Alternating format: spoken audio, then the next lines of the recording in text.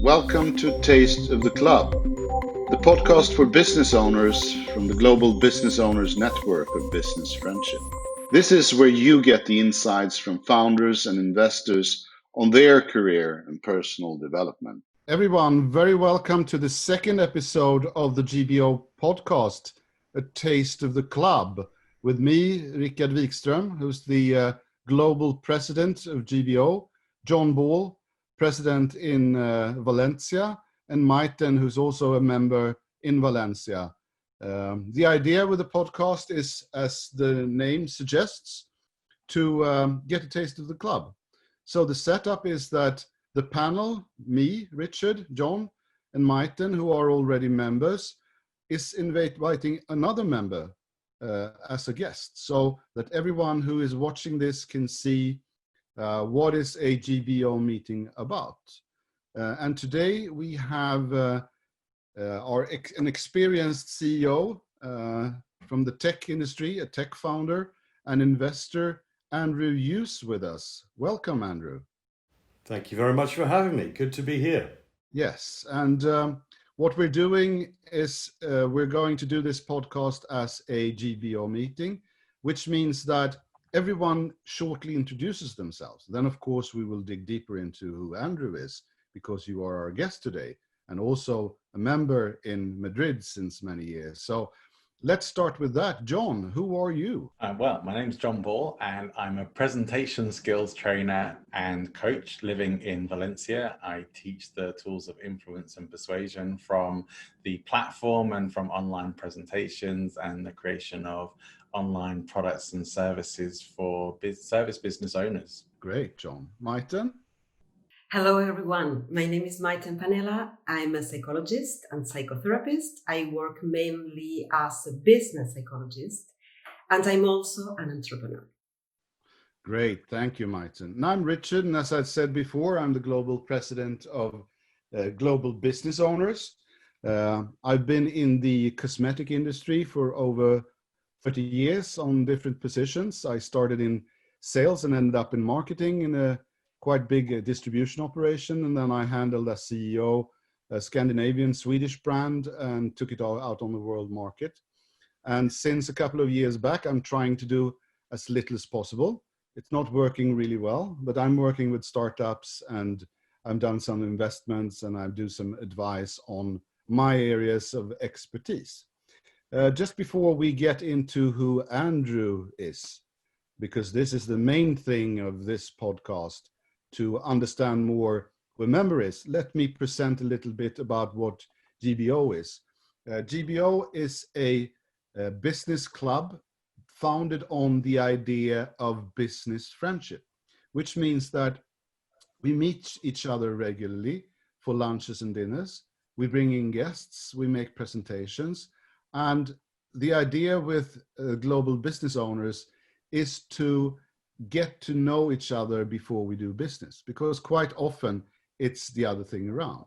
So to build real business friendship relationships is the idea of global business owner. But of course, the whole situation with Corona has changed it for us, to the negative, of course, but also to the positive, because we had to get into the virtual world. So one of these things we're doing is this GBO podcast, A Taste of the Club. Other things we're doing now is international virtual meetings on topics over Zoom and video conferencing. And we hope to start again with our physical meetings now when the world again is opening up. I believe that Stockholm and Sweden, where I am president as well, is going to be the first one on Tuesday next week. That would be the 19th of May. And we had a presidents and vice presidents conference today over Zoom 1.5 hours ago, where I get a report from a lot of countries in the world. And we are now opening up physical meetings as soon as authorities allow us to do so. But of course, following all the rules and regulations so that we do this responsibly. That's a little bit about our situation and what GBO is. But now, Andrew, our experienced tech CEO, tech founder, investor, member in GBO Madrid since quite some time. Let's start with shortly who you are and why did you join GBO? Who am I? Well, that's an interesting one. I am a tech entrepreneur first and foremost, and an investor second. That's what I do. I have built 4 tech companies on or around mobile content, mobile internet, way back since 1998 was the first launch of my first company. So I've been in this world of tech for quite some time and have seen some tremendous changes. And incidentally, the world of tech is as varied as the real world. It's just a phrase that we use that tries to explain that we are pushing as much as we can forward the technology to enhance our lives wherever possible. So I've been involved in multiple sectors within the technology area. And I have lived in quite a few countries all around the world. I grew up in Asia. I think you might be able to tell I am British. I'm from London originally. 3 out of my startups were based in London. One was actually based in Greece, would you believe, originally. Not that I've ever lived in Greece. And I have led a nomadic life through the ages, living in all these countries. And for me, interestingly, technology has been the enabler for me to do that. And I'm not seeing any change to my normal pattern of work life with this lockdown. For me, I've worked from home, built companies remotely for the last, let's think now, 20 years. So I think I'm number 39,000 and something on LinkedIn. So I was one of the very earliest adopters of LinkedIn because it really served the purpose of being a remote entrepreneur. So now I find myself here living in Madrid and a member since I moved to Madrid, which was about a year ago from Lisbon. So I've been a member of GBO since the early days here in Madrid. And, the reason why, answering your second question, it's just a friendly bunch of guys and girls trying to get together, trying to find ideas and share ideas through friendship first. And I think that is a unique platform as well. And it's something that was missing in almost every location I've lived in, whether it be Italy, in Rome, or Lisbon, in Portugal, London, or even here in Madrid. So it really has been a terrific platform to meet and share ideas with like-minded people. And yes, Maitén, you were on the way to say something? Yes, sorry, but I want to jump in because that multicultural part of Andrew interests me particularly. Being a multicultural person myself, being born in one place, have another nationality, I have lived in 4 countries. So I'd like to ask you, Andrew, well, first of all, welcome. I'm delighted to have you here. And please let us know more about this multicultural experience that you have. And what is the thing that you value the most from that experience now, if it is some or more things that you can elaborate for us? Yeah, sure. It's an interesting topic, and it's a topic that I've been, having conversation about right through the whole process. And I think one of the takeaways for me and my sisters when we were younger is that we got to see different cultures and learn of different cultures, which gave us an open-minded approach to the differences of people and of the planet. And that is, I think, one of the big blockers that humans have is the ability to, or not to have the ability to be tolerant, to be open-minded, to explore and move away from the idea that you're born in a country and that is the most important country. We are born on the same planet, and every culture and country has its own merits and backgrounds and histories, which are all fascinating. So that has led us to be hungry to learn and adopt different habits and cultures and traditions from each of the areas that we've lived in. And I think that's also, in a way, GBO is a microcosm of that attitude for me.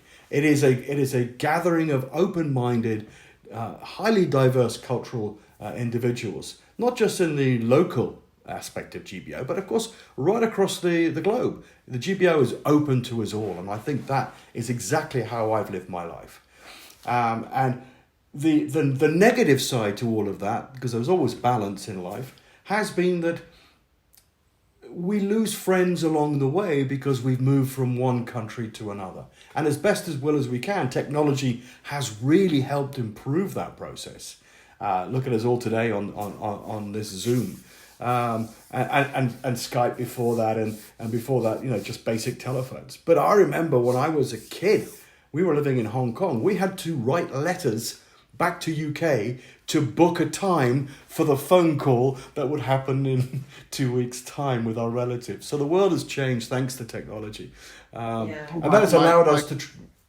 My God, Andrew, you're almost as old as me.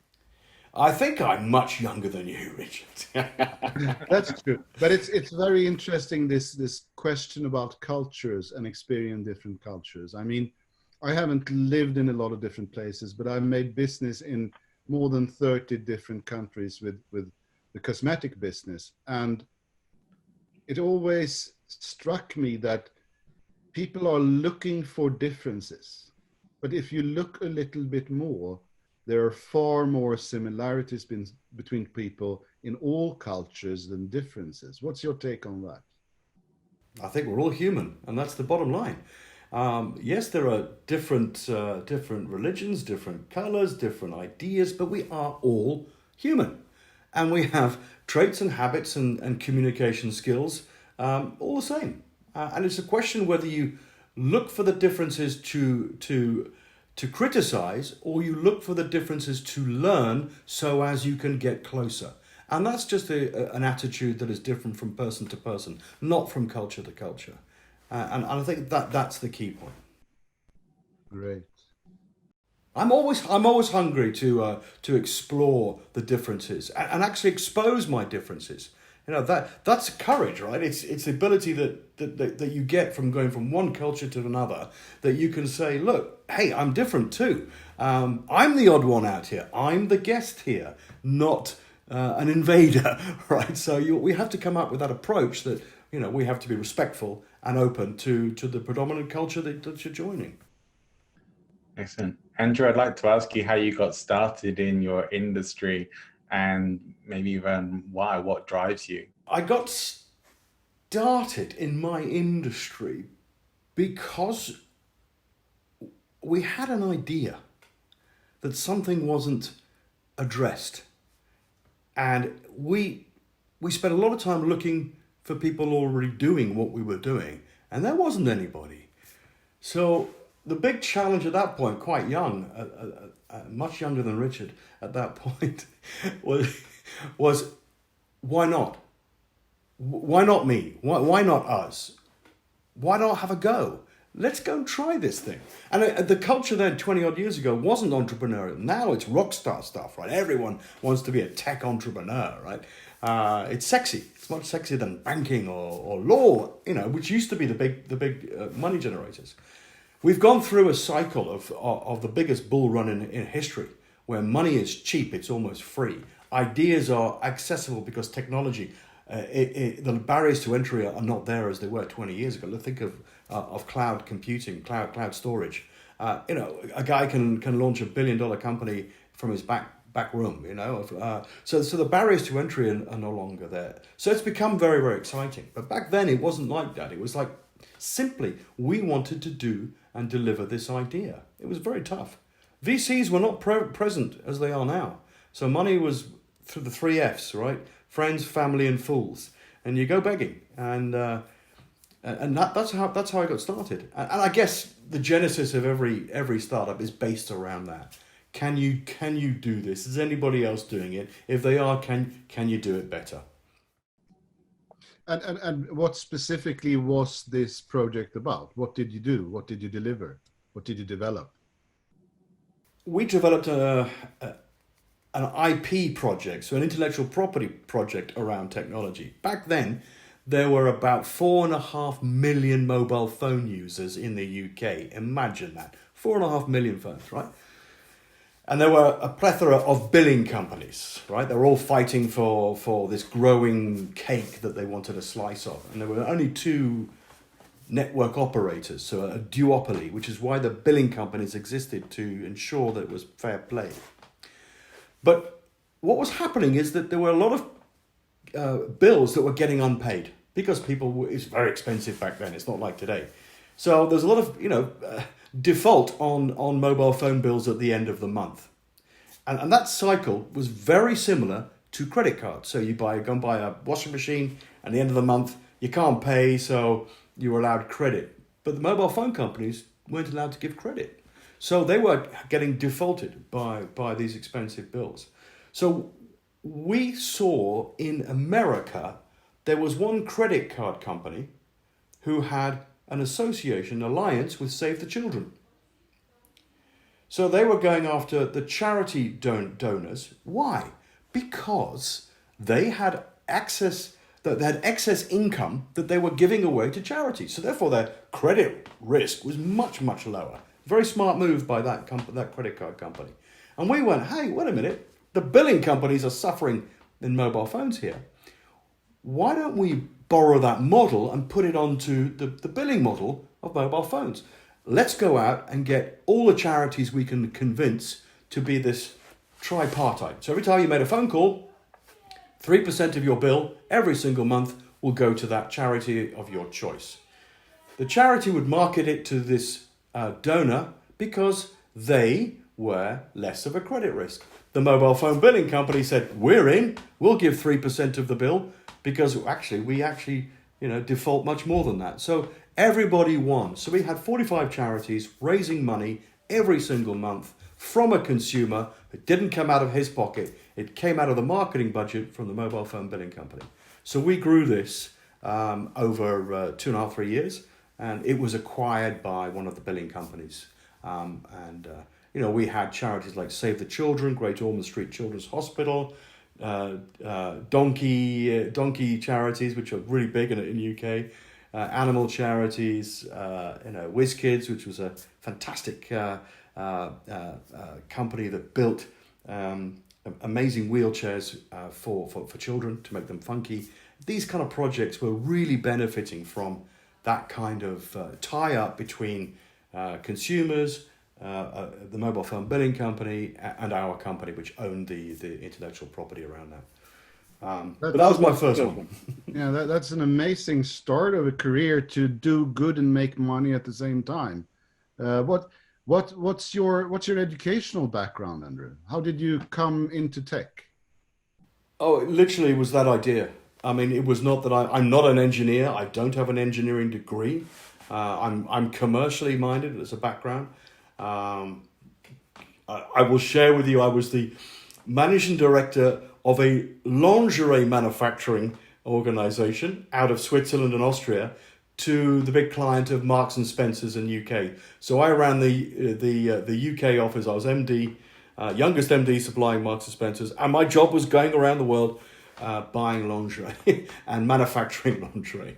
So that was a complete different background to technology. But that was big industry, where you're producing kilometers and kilometers of fabrics and pieces, and the margins were tight, and so it was a very interesting 6-7 years that I spent on the textile manufacturing side of things. But I understood one thing, Richard, and I think this is key to flipping, is that I understood that manufacturing was moving from Europe. It was becoming too expensive for middle-class Europeans to work in factories. So it began to move out to Eastern Europe, to Turkey, to Portugal, and then further afield to Ceylon, and then further afield to as it was called then, out to Indonesia and then China. So all those jobs moved out, and that was something that became very clear to me. And what I did see on the rise was technology. So I was always looking for a way to enter this new world of technology. And I guess that's a sign of an entrepreneur, right? It's seeing the decline and the rise of different markets and able to go from one to the other at the appropriate time. I guess there's a lot of men who'd like to get into the lingerie business, right? Well, yes, it was tough. I was just about to ask you, Andrew, something that it's related with ideas and technology, mainly in these times we are all living in. And you are a man of ideas, and that's pretty clear for us.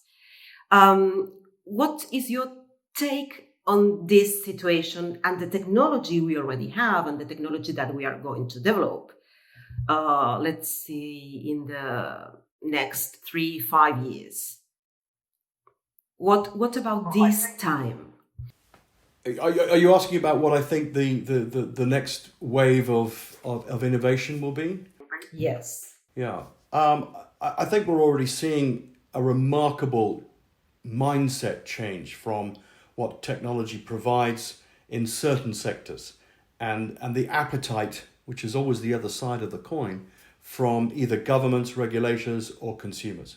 So there are a lot of moving parts around this.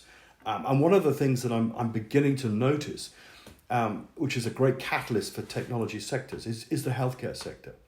And in particular, this is a very highly regulated area by governments for protection, for consumer protection and medical protection. I think it's right to have these safeguards in around technology. But I've often found that the protocol for selection of technologies has been an inhibitor to growth.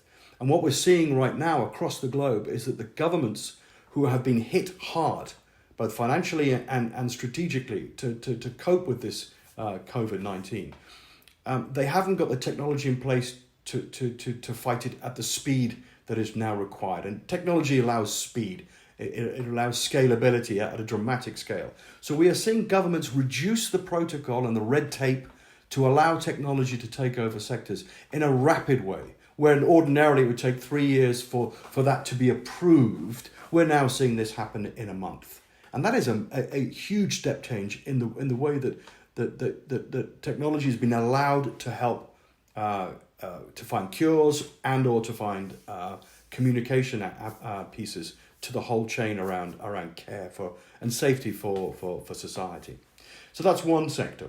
I do see a significant change around fintech and around this kind of neo-banking facilities, because banks currently are shutting down their consumer services. We can't go to banks anymore, and if you can, there aren't that many left, and the whole model of banking has changed dramatically. And now we're seeing 25, 26-year-olds come up with neobanks and getting valued at 4 to 8 billion euros or dollars, and changing the financial models. And I think that cascading through various sectors will be very impactful and very important. And I'm also seeing in digital marketing there's a big change for the standard way that brands and big companies, but particularly brands, FMCG brands in particular, that are getting really interested in what their consumers are thinking and wanting from their lives. So this relationship between big industry and society and their consumers has become much closer. And I think companies that are enabling that, and one of my investments has enabled that, is to get real-time insight from what we care about. Why do I care whether you are burning a rainforest down? Why do I care if you're polluting with HDPE plastics in the sea? Why do we care? Because we are becoming much more aware as a society of the impact we've had on the planet. And if we look at the kind of big consumer brands, the FMCGs, they have a huge part to play in this. And we are getting more powerful as consumers, our power against these companies. And anything that can enable that kind of communication to empower the big brands to be doing responsible things in society, I think is a generation millennium and a generation Z kind of empowerment, and I think that's important too. And I could go on. There are many sectors, but those are the ones that immediately come to mind. What's important to you personally then? What would be your top values around business and doing business? Well, I'm pretty keen on what we call impact investment currently. And impact is a sense of responsibility. Does it enable lives to be better? Remember, my first company was all around empowering consumers to choose a brand that respected causes that they support already or wanted to support. And this, I think, is about selection. We will choose the companies we want to do business with because of their ethical stance. And I think that's and we haven't had the power to do that like we have now, like today. So this change is upon us, and it's happening more rapidly. So I'm looking at companies to have an impact. Now, there's always a balance. There's always a balance between commerciality, viability, profitability. They're all healthy things. They employ people. They provide opportunity. We all need to feel that we're doing something. So employers have a responsibility now to have an impactful mindset in the business, because employees are choosing that. So that's also impacting the way that I look at how I invest in the companies that I want to be involved with. And if they have an 80-20 rule, 80% of their business is core in what they do, but 20% of the business is trying to move their profits into areas that are doing much better. That's fair. I think there has to be a balance in life. And in my own life, some of my investments are pure money plays. That I want them to make as much as I want. But if they've got the 80-20 rule and I've got the 80-20 rule, we are beginning to move the needle in terms of influence of what we do. I don't invest in stock markets very much, but if I were, I wouldn't be investing in Imperial Tobaccos and even though these are profitable companies, I wouldn't personally want to do that, and I think that's choice. Yeah. Do you think we've reached a tipping point with sort of move to ethical business and investing, or is it on its way? Where do you feel we are with that? I think we can split that into geographies and sectors. So yes and no, right? But the overall zeitgeist, I think, is absolutely here, and it's been here for a while actually. And I think Greta is a great example of how the youth is driving that. I got to remember, I'm older than I was 20 years ago, and my decision-making processes weren't as refined as Greta's and her kind of group, really, and because it's changed. There is a need for change, and there is a need for a mindset that is understanding the impact. We can't go around as we did when I was starting my career with a blasé approach to flying and cars and stuff. I don't own a car anymore, and one of my greatest passions is driving. But I've decided that's we'll see how it goes. But it's 2 years now, and I haven't had a car, and I've just bought a bicycle, so I'll be in hospital in about a week. But yeah, I'm trying to do these things, and I think that's a reflection not of me, but of everything. Not even an electric car.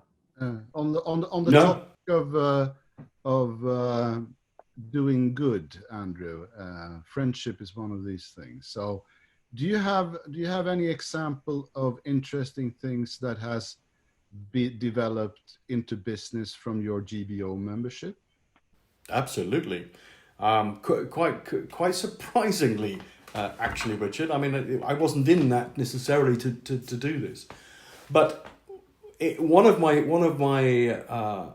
investments in the UK, of which I'm a strategic advisor on the board, is doing great stuff. And actually, they've got the 80-20 rule. They do work with the Syrian refugees as well. So there's a lot of interest around that. And I was able, through a couple of conversations here in GBO, to find an investor who was really keen to join me and my syndicate to invest in this company, which I wasn't expecting because the company's in London, right? So that was extraordinary.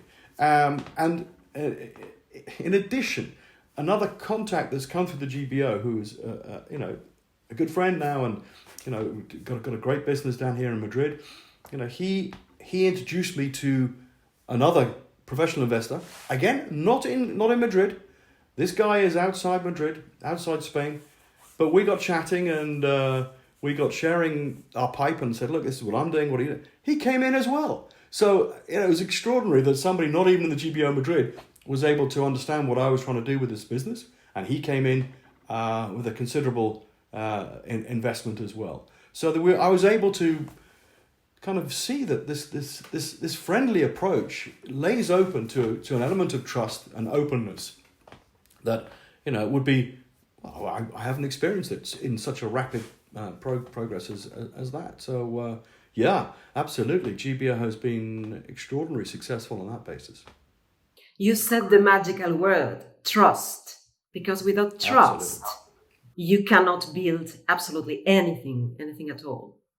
So yes, I agree with you totally that GBO agree. give us this base. That starts in the family, doesn't it? It starts in the family and goes to friends and then goes to business. Trust is the currency of which humankind operates, and GBO has represented a kind of fast track trust environment. You know, it doesn't come with everybody. It doesn't come as a de facto, but the basis, the DNA of trust is what the GBO, I find, has really really demonstrated, and I think that's a natural process. You can't fake that. Yeah, people are always going to prefer to do business with people that they like and trust as well. I would think, and I do hope that we're moving to a world where the bottom dollar isn't the only consideration. That more and more people are thinking a bit more with the global consciousness rather than just how much money they can make right now. But you are in the investing world, and I'm really curious to know. I don't know that much about investing, and would like to know more. Me too. Yeah, but how do you start learning more about these things, and what was your path to actually becoming an investor? Well, I was able to. This idea, Andrew, try and error. Yeah, I mean, you don't want to error too much on investing. It's probably better to error on the entrepreneurial side, because you learn so much more from failing than you do from winning. It's an irony, and it's not as satisfying as winning. I can assure you. But actually, the takeaways are that you're going to win if you fail. Whereas you know, there are some guys who are extremely lucky, and I've known some great teams who have built a company and gone straight to $1 billion, you know, exit or whatever, you know, without making any errors along the way. But they're rare, okay? Entrepreneurship is about making mistakes during the process and after. Success is there at every level, even if you fail. That's the bottom line. But investing is slightly different. Investing is a numbers game. I'm able to say that I'm investing because I'm an entrepreneur, not because I'm a financial, you know, whiz kid, right? I haven't risen through a banking environment straight into a well-paid VC role and learn from that aspect. I look at the team, you know, really, really closely, rather than the idea. The idea is important, of course, but what happens if an idea is failing with a really, really good team is that you can learn to pivot. And pivot is where you kind of change the idea and roll with the mistakes and come through the other side. And I've known companies that have pivoted 3-4 times and ended up, you know, a really valuable company. But unless they had the intelligent team around that and the advisors and investors, they wouldn't have made it.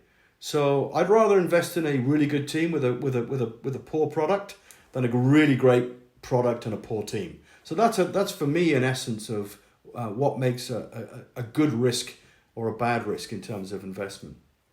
I through my last and most recent, I've invested in my companies that I founded, of course, and I've exited all 4. So all 4 of my companies have been acquired.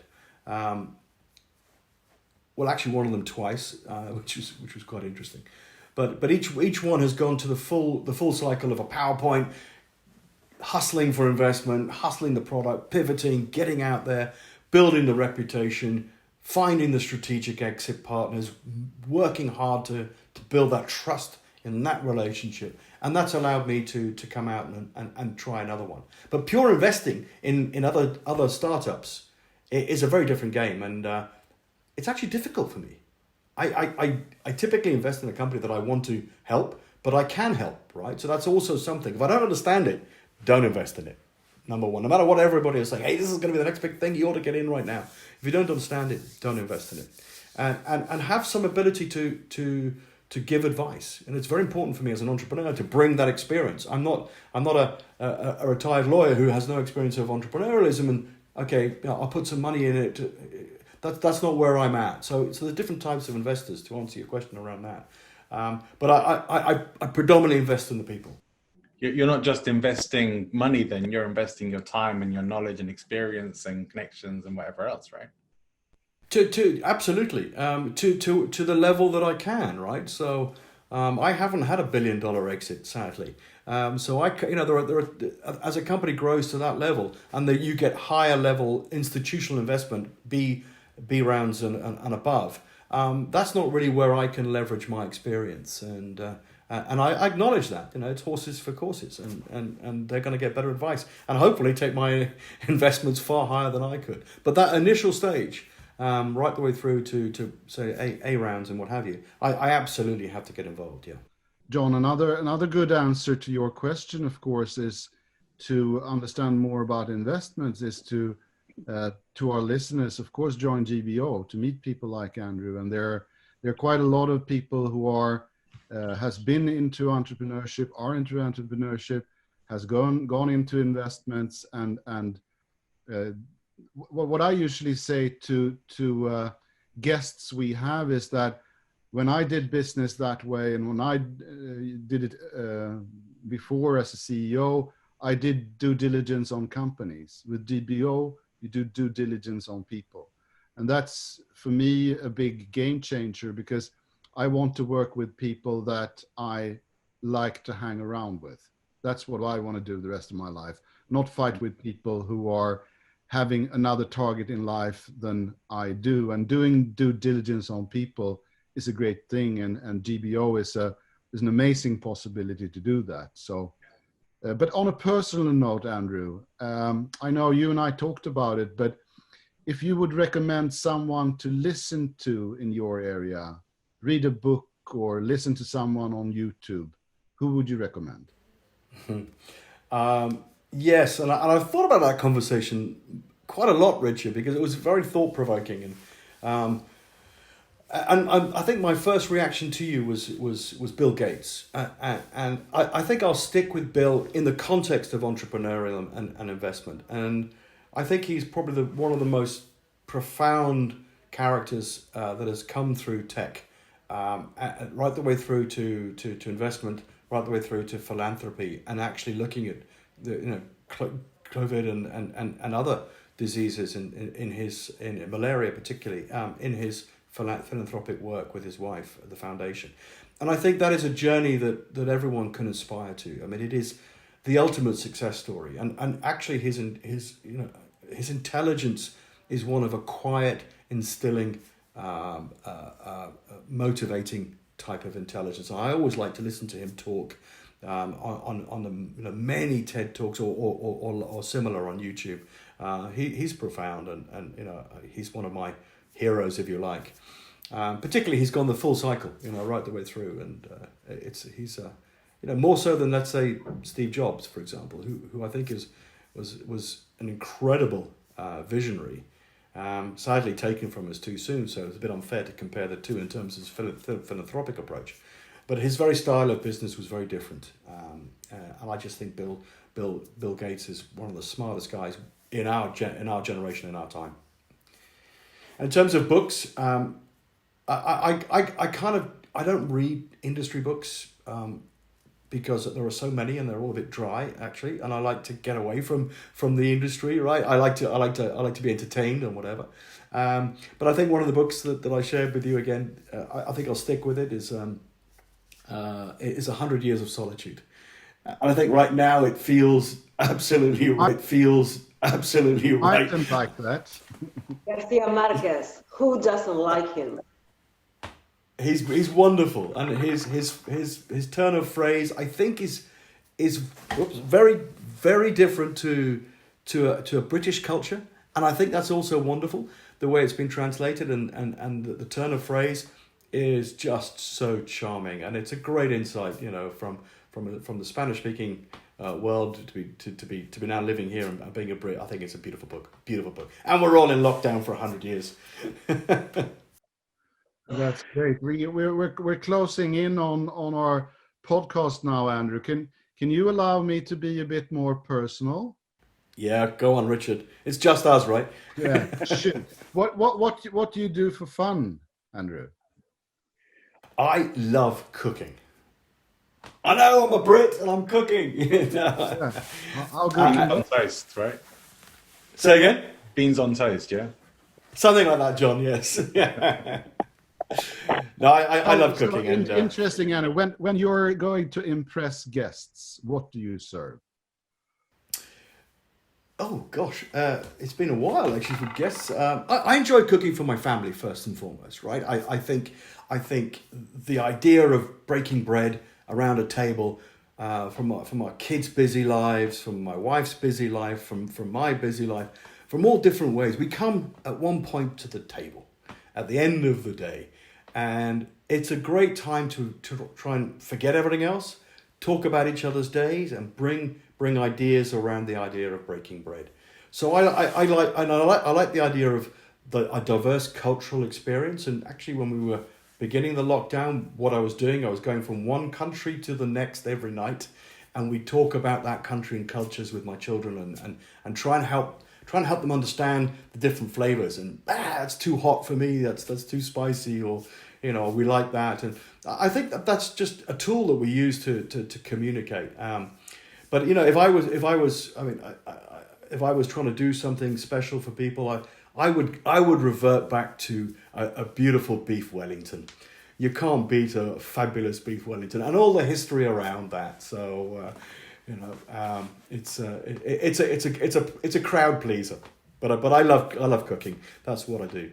But also I love to meet new people. And I know that sounds like a cliche, but that's exactly why I joined GBO, to link it all together, Richard. It's been a really, really great experience, because I've met people I wouldn't ordinarily meet. I can do that everywhere, but with a common goal, and that's been brilliant. So I miss that, and I can't wait till the next physical meeting, because it's going to be great to see some old faces and some new.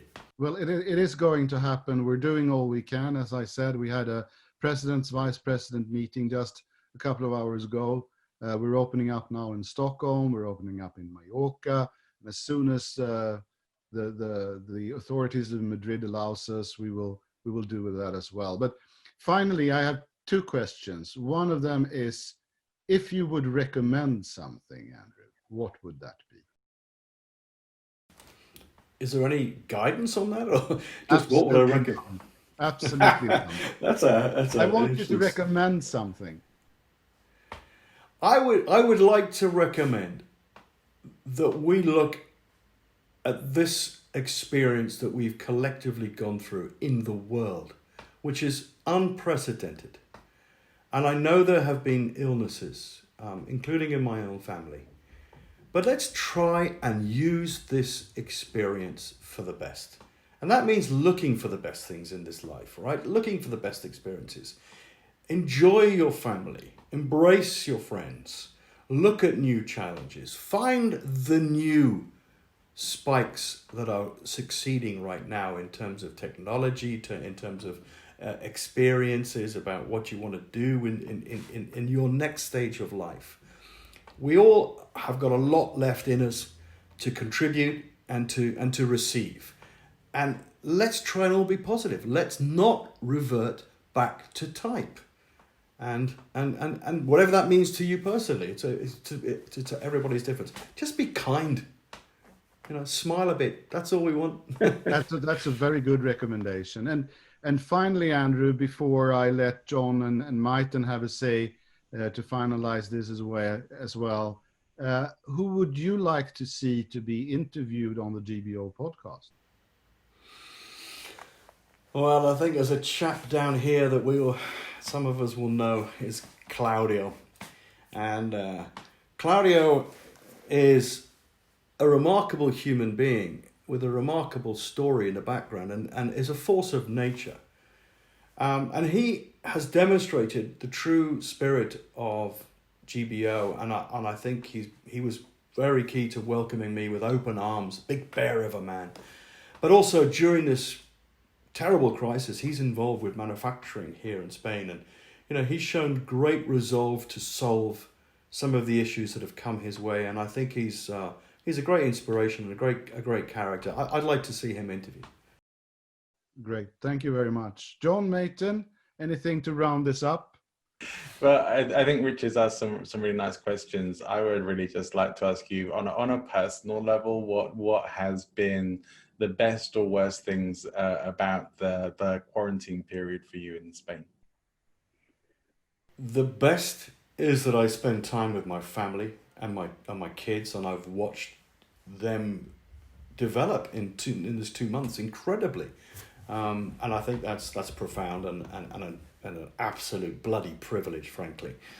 And I think the worst is that in UK I have family that I haven't been able to see that have been hospitalised, and that has been really painful, and we still have no idea whether or how I can get back to UK safely and then back here safely. So that sense of quarantine is really real to me, and that's been the worst.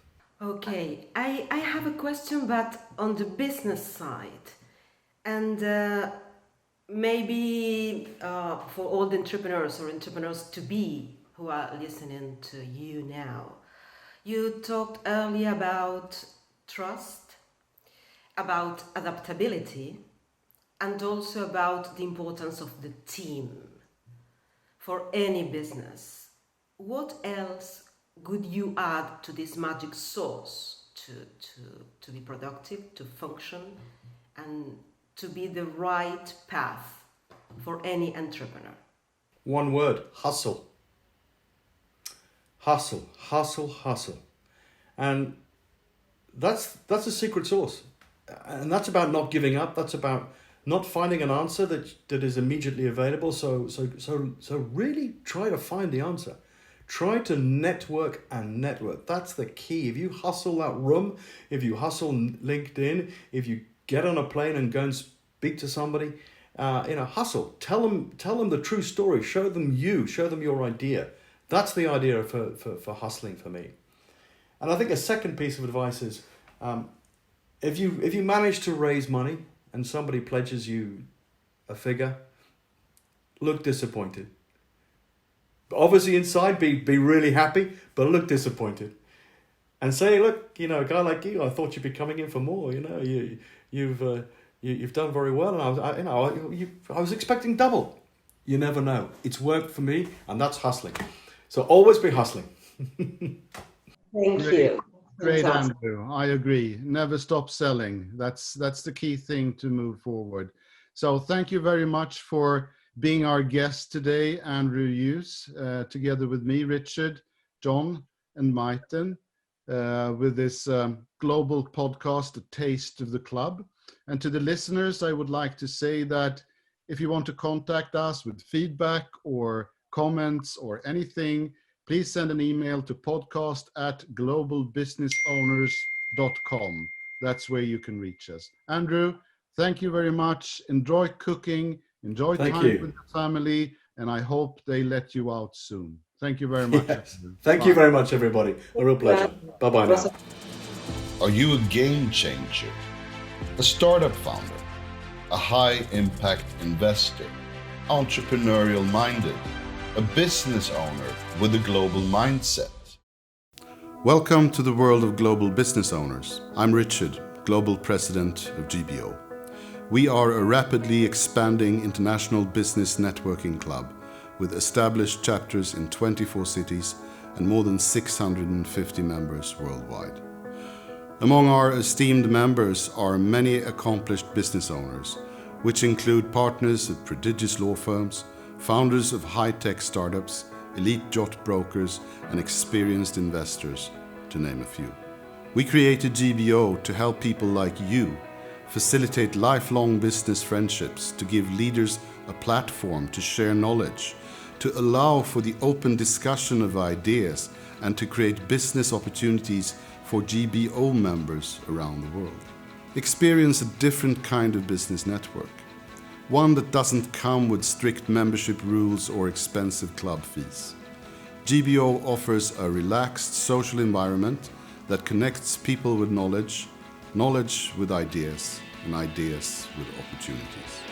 We invite you to join us in building a significant global business network with the goal to forge a community of 50,000 global members in 500 city chapters all around the world, as GBO becomes a key community in the global business environment. Begin your journey today and join us as an honored guest at one of the next local chapter meetings in your city to experience the spirit and philosophy of GBO. Simply complete the guest request form on our website, and one of our dedicated guest managers will be in contact with you to assist you in booking a guest seat and to answer any questions. I hope to see you at the next GBO event. Welcome to GBO. Welkom bij GBO. Bienvenido a GBO. Sveiki atvykę į GBO. Velkommen til GBO. Velkommen by GBO. Välkommen till GBO.